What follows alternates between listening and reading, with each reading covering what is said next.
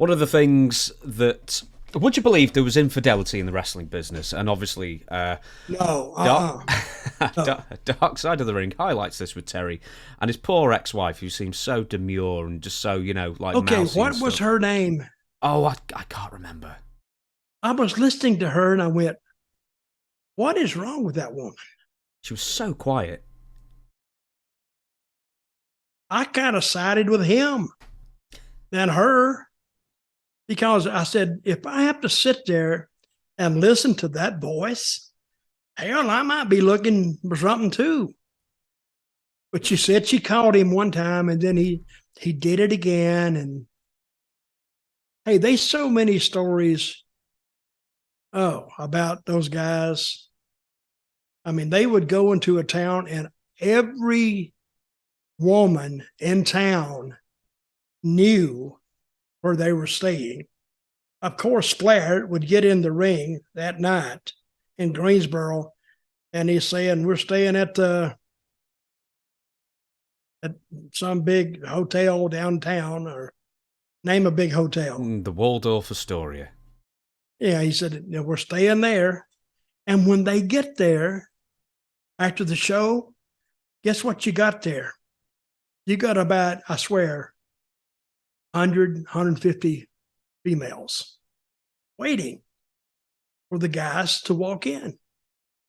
No wonder, I mean, no wonder Stan Lane could leave with 2 or 3, and they'd have these parties. That's why Ricky Morton got his divorce, because he was watching. Oh, this just happened today. This was show Friday. This is a Thursday. Pat Robertson died today. You know who Pat Robertson is? No, I don't. Oh, a huge, huge, huge televangelist. He was 93, died today. But Tully Blanchard got into the religion business. And he was on the PTL Club one night. Or he could have been on Pat Robertson's show. I forgot the name of it. And Tully Blanchard was on, and Ricky Morton was watching it with his wife. And she suspected Ricky was messing around. And he said, "Oh, no, honey, I'm not messing around with you. I'm sorry." He said, "I never would do it." She got to listening to Tully Blanchard tell the story about all they were tempted with in the hotels.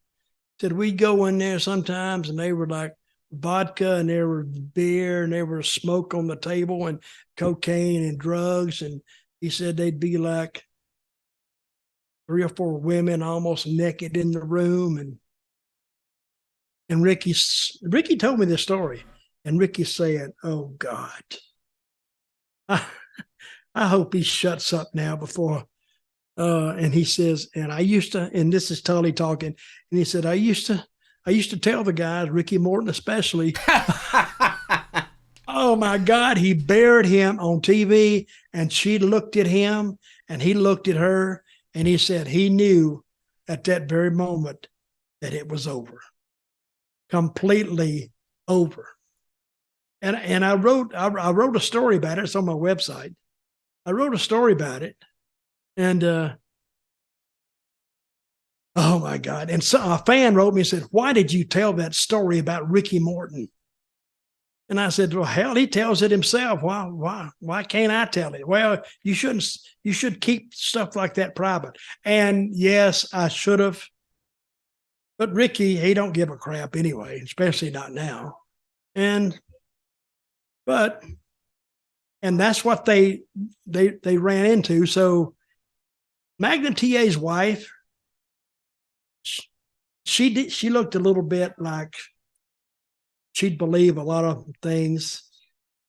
And the wrestling life for women is tougher than really it is on the guys. At one time, it was called Mid-Atlantic. One time they passed a rule in Mid-Atlantic that wives could not go to the matches. Well, that didn't get over too good with the wives, because what are the wives going to think? What are you guys hiding? That lasted about a month before I think Dusty got an earful. Then they changed it back. But that was see, they usually call those girls that hang around the mansion ring rats.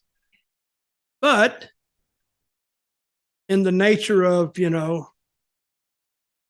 being fair, I never called them ring rats. I gave them a different title. I called them little ladies of the matches, is what I call them. And it was a big joke in the dressing room. But you got to think this: if a little lady of the matches comes, guess what she's going to bring with her?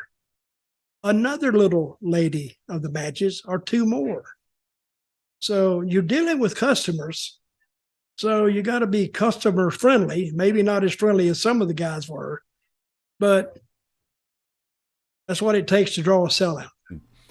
Of all the sex symbols in the wrestling business that you've hung around with, from your Stan Lanes and your Ricky Mortons and everyone else, who drew, aside from yourself, who drew the most admiration from the most amount of ladies? Who was the top of the tree of just had the most female attention? Well, we'll go back. Stan, you are not the daddy. Stan drew a lot of attention because he almost had model. He was like a model. He almost had those looks. Lawler, just because he was a TV hog, he was on that TV all the time. I would say Kerry Von Erich drew a lot of women. Of course, Magnum drew a lot of women. Ricky Morton drew a lot of women. And a lot of the girls came not necessarily because of one guy. They came because of a conglomeration of talent.